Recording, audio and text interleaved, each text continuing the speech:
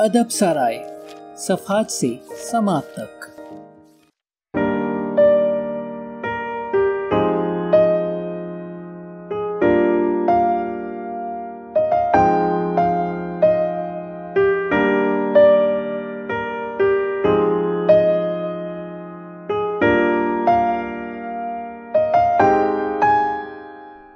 اب تک کے ساتھ اور اعتماد کا شکریہ، مزید تعاون کے منتظر۔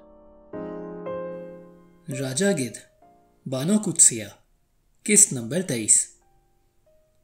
آبدہ کے چلے جانے کے بعد میرے پاس اپنی نوکری کے علاوہ کوئی ایسا سہارا نہ تھا جسے میں اپنی لاٹھی بنا سکتا۔ کھوکھلی روح اور حالی جسم سے ناطہ بنانے میں میرا سارا وجود غار کی طرح ہو گیا۔ بھابھی سولت، ان کے دونوں بیٹے اور بھائی مختار مجھ سے اتنے دور تھے جیسے اسکرین پر چلنے والی فلم اپنے تماشائیوں سے دور ہوتی ہے۔ یہ وہ وقت تھا جب میں تمام تر قوت کے ساتھ اپنے آپ کو کسی ایک خاص مشن کے سپرد کرنا چاہتا تھا۔ میرے السر کی تکلیف پہلے سے بہت بڑھ گئی تھی۔ رات کے پچھلے پہر معدے میں جلن ہونے لگتی تو میں اٹھ کر شہ نشین پر چلا جاتا اور ٹہلنے لگتا، لیکن اب میں ڈاکٹر فیضی کے مشورے کے مطابق اپنی زندگی کو مثبت طریقے سے گزارنے کا آرزو مند تھا۔ دودھ دہی سے پر اور جذباتی شعلہ سامانی سے تہی زندگی، یہ بھی پروفیسر سہیل کا مشورہ تھا۔ اچانک ایک دن پھر وہ ریڈیو اسٹیشن پر مل گیا۔ ایسے ہی ایک دن مجھے سیمی اس کے ساتھ ملی تھی۔ وہ ریڈیو میں سے کسی پروگرام میں شرکت کے بعد باہر نکل رہا تھا۔ ہم دونوں چپ چاپ ساتھ ساتھ چلنے لگے۔ اس نے مجھ سے کسی قسم کے سوال جواب کیے بغیر اپنی چمکدار مسکراہٹ پیش کر دی اور میں اسے اپنے دفتر میں لے گیا۔ یہاں کیا کرتے ہو مائی ڈیئر اسٹوڈنٹ؟ ملازم ہوں سر، میں نے چائے کے لیے چپراسی سے کہا اور وہ میرے سامنے بیٹھ کر سگریٹ پینے لگا۔ السر کا کیا حال ہے؟ ٹھیک ہو گیا کہ ابھی تک اینگزائٹی کے شکار ہو؟ ویسا ہی ہے سر۔ تھوڑی دیر تک وہ چپ رہا۔ میرا خیال ہے تم نے ٹھیک طور پر یوگا نہیں کیا، ورنہ افاقہ ہوتا۔ میں کوئی سمت مقرر نہیں کر سکا اپنی۔ میں آج کل TM کرتا ہوں، اس سے بہت آرام ملتا ہے، میڈیٹیشن سے سکون ہوتا ہے۔ میں اندر سے اس قدر پرا گندہ ہوں کہ کنسنٹریٹ نہیں کر سکتا سر۔ دراصل مجھے خود معلوم نہیں کہ مجھے کیا چاہیے، میں کس لیے پریشان ہوں۔ میں ہر وقت سوچتا رہتا ہوں کہ کسی وقت غبار اترے تو میں اپنی اصلی پریشانی کو بڑھانا دیکھوں۔ وہ مسکراتا رہا، پھر بڑی دیر بعد بولا، دیکھو، اگر کوئی آدمی زیادہ دیر بے سمت ہو کر پریشان رہے تو وہ دائمی پریشان ہو جاتا ہے۔ اگر غم، دکھ اور ہیجان کی ایک نقلی سی وجہ بھی ہو تو وہ اس پر قابو پا لیتا ہے۔ تم کو پتہ ہونا چاہیے کہ آخر اس پرا گندگی، اس اینگزائٹی، اس تذبذب کی اصلی بنیادی وجہ کیا ہے۔ اگر معلوم نہیں تو ایجاد کر لو، آرام میں رہو گے۔ سوچتا رہتا ہوں، بہت سی وجوہات ہو سکتی ہیں، لیکن ایک اکیلی وجہ نہیں ہو سکتی۔ میں تمہیں ایک مشورہ دینا چاہتا ہوں، فری، بغیر چیک کیے، سہیل نے مسکرا کر کہا۔ ضرور دیں سر، 100 مشورے دیں۔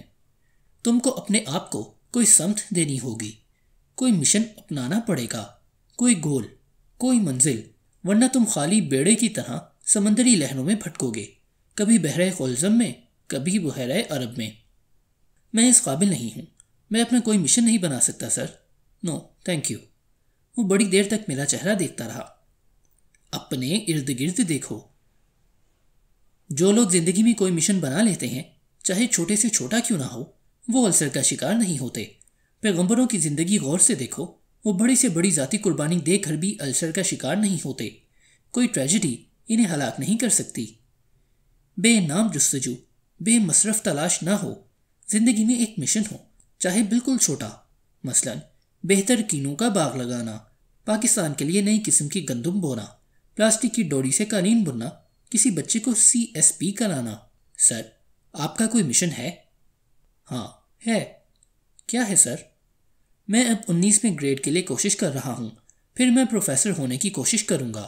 میں پاکستانی طلبہ کو تعلیم دینے کا مشن لے کر تمہارے کالج میں آیا تھا، لیکن رفتہ رفتہ مجھے پتہ چلا کہ وہ مشن میرے بس کا نہیں، اسی لیے میں نے اپنی تبدیلی نیو کیمپس میں کرا دی۔ تعلیم جب سے عام ہوئی ہے، لوگ تعلیم کی تلاش میں نہیں رہے، اس لیے میں نے اپنا مشن بدل لیا ہے۔ میں اب فقط اپنی زندگی بنانا چاہتا ہوں۔ میری نظر میں کوثر آ کھڑی ہوئی جس نے مجھے اس کے متعلق پہلے ہی خبر دی تھی۔ کیا تمہیں غریبوں سے ہمدردی ہے؟ کبھی تم کسی بوڑھے چھابڑی والے کو دیکھ کر اداس ہوئے ہو؟ پرانے چیتھڑے جمع کرتی عورت کو دیکھ کر تمہارا دل پگھلا ہے؟ سہیل نے سوال کیا۔ میں نے غریبی کے متعلق کبھی سنجیدگی سے نہیں سوچا، حالانکہ میں خود قلندر کی زندگی بسر کرتا ہوں، میں نے لجاجت سے جواب دیا۔ پھر تو مشکل ہے، میں تمہیں کمیونزم پر کچھ کتابیں دینے والا تھا، لیکن وہ بھی یوگا کی طرح تمہارے کام نہ آ سکیں گی۔ پھر تمہیں فنون لطیفہ سے دلچسپی ہے؟ مصوری، شاعری، ناول نگاری وغیرہ؟ اگر تم چاہو تو تمہارا ایگریشن، تمہاری انگزائٹی کسی کریشن میں ڈھل سکتی ہے۔ میں شاید پیدائشی آرٹسٹ نہیں ہوں سر۔ جبلی طور پر آرٹسٹ ہونا ضروری نہیں، آرٹ کو مشن کے طور پر، ردی کی ٹوکری کے طور پر استعمال کرنے کی ضرورت ہے۔ شاید میں اس کا اہل نہ ہو سکوں۔ میں نے معذوری ظاہر کی۔ میرا خیال تھا کہ تم کو غریبی کی طرف توجہ دینی چاہیے۔ اس کا اسکوپ بہت بڑا ہے، سارا تھرڈ ورلڈ اس سے متاثر ہے۔ پڑھنے کے لیے ہمدردی کرنے کے لیے اپنے آپ کو جذب رکھنے کے لیے اس سے بڑا اور کوئی مشن نہیں ہو سکتا۔ کمبوڈیا سے چلتے آؤ پاکستان تک، ادھر پورا افریقہ پڑا ہے، روڈیشیا، گھانا، نائجیریا۔ چاہو تو ساؤتھ امریکہ کے مسائل میں بھی وقت گزار سکتے ہو۔ اس کا فائدہ؟ بھائی میرے بیمار ذہن کے مالک، کسی کے فائدے کے لیے مشن نہیں ہوتا، اس کا فائدہ ہمیشہ مشن والے کو ہوتا ہے۔ بڑے سے بڑا مشن ہو کائناتی قسم کا تو آدمی اللہ کا پیارا بن جاتا ہے، گھٹیا کوالٹی کا آدم سائز ہو تو اپنے آپ کو آرام و سکون حاصل ہو جاتا ہے۔ میں بڑی دیر تک چپ رہا۔ اچھا، یہ دروازہ مقفل نکلا، اب یہ بتاؤ، عشق کر سکتے ہو؟ راہ مولا لا حاصل قسم کا، بغیر حصول کی آرزو کے، وہ تمہارا سارا وجود، سارا تخیل، ساری انا کو جذب کر لے گا۔ مجھ میں عشق کی اب تاب نہیں ہے شاید۔ سیمی کے بعد مذہب سے کوئی دلچسپی ہو؟ مذہبی لگن سے بھی اس دنیا میں ٹائم پاس کیا جا سکتا ہے۔ میری تربیت گاؤں کی ہے، دیہات میں مذہب بڑا سادہ ہوتا ہے، باقی زندگی کی طرح، اس لیے میری معلومات کم ہیں۔ ہاں، میں دیکھ چکا ہوں، اگر تم میں وہ جوہر ہوتا تو یوگا کرنے سے ضرور چمکتا۔ بچوں سے دلچسپی ہے؟ چھوٹے بچوں کو دیکھ کر ان کی جوتیاں سیدھی کرنے کو دل چاہتا ہے؟ بھائی کے تو جڑواں بچے ہیں، کبھی ان سے ملاقات نہیں ہوئی۔ پھر تو مشکل ہے۔ میں سمجھتا تھا کہ شادی کروا کے تم اپنی زندگی کے منہ زور گھوڑے پر کاٹھی ڈال سکتے ہو۔ میں نے کبھی نہیں سوچا سنجیدگی کے ساتھ شادی کے متعلق۔ سر، میرا کیس بالکل بگڑا ہوا ہے۔ اس نے پیار سے میرے کندھے پر ہاتھ رکھ کر کہا۔ قیوم، میں نے کئی سال تمہارے ساتھ گزارے ہیں۔ میرا خیال تھا کہ ESP پر کتابیں پڑھنے سے، ٹیلیپیتھی، ہیپنوسس اور کلیئر وائنس کے متعلق پڑھتے رہنے سے مجھے افاقہ ہوگا، لیکن ایسٹرل ٹریول کے پیچھے لگا رہا۔ دھرم، ایمان، نروان کے دروازے کھٹکھٹائے، لیکن اب میری سمجھ میں ایک بات آ گئی ہے۔ کیا بات؟ 5 کینڈل پاور کا بلب، 1,00,000 ایمپیئر بڑھا دو، ہمیشہ 5 کینڈل کی پاور کی روشنی دیتا ہے۔ ہم لوگ چھوٹے چمچ میں دیگ بھر پانی ڈالنے کی کوشش کر رہے ہیں، چمچ میں صرف چمچ بھر پانی آ سکتا ہے۔ میں نے اپنی زندگی کا مشن بنا لیا ہے۔ میں اب صرف اپنی جاب کی مشکلات کے متعلق سوچتا ہوں، کون سی سفارش چلے گی، کس لیول پر کیا کوشش کرنی پڑے گی۔ میں کسی آئیڈیل کے لیے معاشرے سے، اپنے آپ سے، لوگوں سے نہیں لڑتا۔ آپ جھوٹ بولتے ہیں سر، آپ تو اتنی بڑی بڑی تھیوریاں بناتے ہیں، بہت سوچتے ہیں۔ خدا کی قسم یہ سچ ہے، میں نے وہ سب سوچیں نکال دی ہیں سر سے۔ اب میں دل جمی سے پرسوں امریکہ جاؤں گا۔ امریکہ؟ وہاں 6 مہینے لیکچر دوں گا۔ امریکہ روحانی طور پر اس وقت بنجر ہے، پانی چاہتا ہے۔ میں اپنی بالٹی لے جاؤں گا، ایسی چھینٹیں اڑاؤں گا کہ بارش کا گمان ہوگا۔ حرام و حلال کی تھیوری بیان کروں گا سب سے، میرے لیے یہی بہت ہے۔ کیا کرنے جا رہے ہیں امریکہ؟ اسٹڈی ٹور کروں گا، تفریح کے اوقات میں وہاں کے لوگوں کو یہ یقین دلاؤں گا کہ مشرق کے پاس روحانیت کے خزانے ہیں۔ ہم لوگ رتی بھر مادہ پرست نہیں، ہمیں اشیاء کی محبت نہیں، ہم ایک اور سمت کے لوگ ہیں۔ ان کے اندر احساس خلا اور احساس کمتری پیدا کرنے کی کوشش کروں گا۔ واپسی پر گریڈ کا کوئی پرابلم نہیں ہوگا، نو پرابلم۔ میں نے سر جھکا لیا۔ دیکھو، مجھے 6 مہینے لگیں یا 2 سال، تم اس دوران صرف اپنی نوکری پر دھیان رکھنے کی کوشش کرنا، میری واپسی کا انتظار کرنا، اور اس دوران ادھر ادھر مت جھانکنا، ہر بات کو اپنی جاب کے ساتھ لنک کرنا۔ اگر کسی طرح یہ مشن فیل ہو جائے تو پھر شادی کر لینا، آرام سے، زیادہ سوچے سمجھے بغیر، لیکن شادی آخری سولوشن ہے۔ کوشش یہ رکھنا کہ نوکری واحد خدا ہو، تمہاری زندگی کا مرکز۔ کبھی کبھی اس مشن کی لت پڑ جائے تو آدمی دور نکل جاتا ہے اور بڑا بندھا رہتا ہے، مرکز سے باہر نہیں نکل جاتا۔ میں نے سر اٹھا کر سہیل کی طرف دیکھا۔ پہلی بار اس کی آنکھوں میں آنسو تھے اور چہرے پر مسکراہٹ نہ تھی۔ مسیحا 3 پیس سوٹ پہنے، ہاتھ میں سگار لیے، اپنے علاج کی بے بسی کے سامنے خود کھڑا رو رہا تھا۔ سہیل کے امریکہ چلے جانے کے بعد میں کافی حد تک اپنی نوکری کے بارے میں اور بھی سنجیدہ ہو گیا۔ میرا معمول تھا کہ اگر مجھے بھائی مختار کی موٹر سائیکل ادھار نہ ملتی تو میں ساندہ کلاں سے چل کر کرشن نگر کے اختتامی بس سٹاپ تک پیدل آتا۔ راستے میں ہرے بھرے کھیت تعفن بھرے پانیوں میں لہلہا رہے ہوتے۔ کرشن نگر کے سٹاپ سے میں بس میں سوار ہوتا اور پلازا کے چوک پر بس سے اتر جاتا۔ یہاں مجھے پھر پیدل ریڈیو اسٹیشن پہنچنا ہوتا۔ اس لمبے سفر اور پڑاؤ کے لیے مجھے کافی وقت اور سوچیں درکار ہوتی تھیں۔ بچپن، جوانی اور لڑک پن کے چھوٹے چھوٹے واقعات ذہن پر ابھرتے رہتے۔ میری ہمیشہ آرزو ہوتی کہ کہیں کوئی واقف کار نہ مل جائے جس کے ساتھ کی وجہ سے خیالات کا تانتا ٹوٹ جائے۔ انہی سفروں کے دوران میں چندرا میں گزارے ہوئے دن، ماں کی موت، ابا کی گمشدگی، سیمی اور آبدہ کی جدائی کا تجزیہ کرتا، ان کے ساتھ گزارے ہوئے وقت کا پڑتا لگاتا۔ لیکن اس سارے تجزیے اور پوسٹ مارٹم سے نہ میں کبھی کسی اہم نتیجے پر پہنچ سکا اور نہ ہی کوئی فیصلہ کن سبق سیکھنے کی نوبت آئی۔ جس طرح خلائی ہواباز ایک خاص لباس میں ہی سفر کر سکتا ہے، میں بھی یادوں کی ایک خاص رضائی اوڑھ کر یہ سفر کرنے کا عادی تھا۔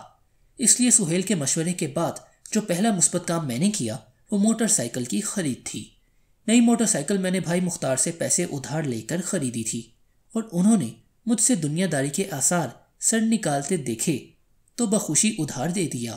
موٹر سائیکل کی سواری میں یہ خوبی ہے کہ یہ برق رفتار گھوڑے کی طرح بڑی انا بخشتی ہے۔ اس قدر خطرے کے باوجود آدمی اپنے آپ کو کافی پائیدار سمجھنے لگتا ہے۔ ڈاکٹر سہیل کے مشورے کے بعد نئی موٹر سائیکل، ریڈیو کی تازہ نوکری اور ریڈیو پر آنے والی رنگ برنگی لڑکیوں کے باعث ایک بار پھر میں اپنے آپ کو کافی حد تک نارمل سمجھنے لگا۔ اب کینٹین سے چائے منگوا کر، اسکرپٹوں کو ہاتھ میں لے کر میں لڑکیوں سے باتیں کرتا تو میرا رویہ برادرانہ، کھردرا اور لا تعلق نہ ہوتا، بلکہ اس میں انا کی خوشبو بسی ہوتی۔ گو میں اس جنس سے چونکیل جانور کی طرح خبردار ہو گیا تھا۔ کوئی چیز مجھے اندر ہی اندر بتاتی رہتی تھی کہ یہ وہ لڑکیاں ہیں جن کے ہاتھوں میں کسی دوسرے اسٹیشن کا ٹکٹ ہے۔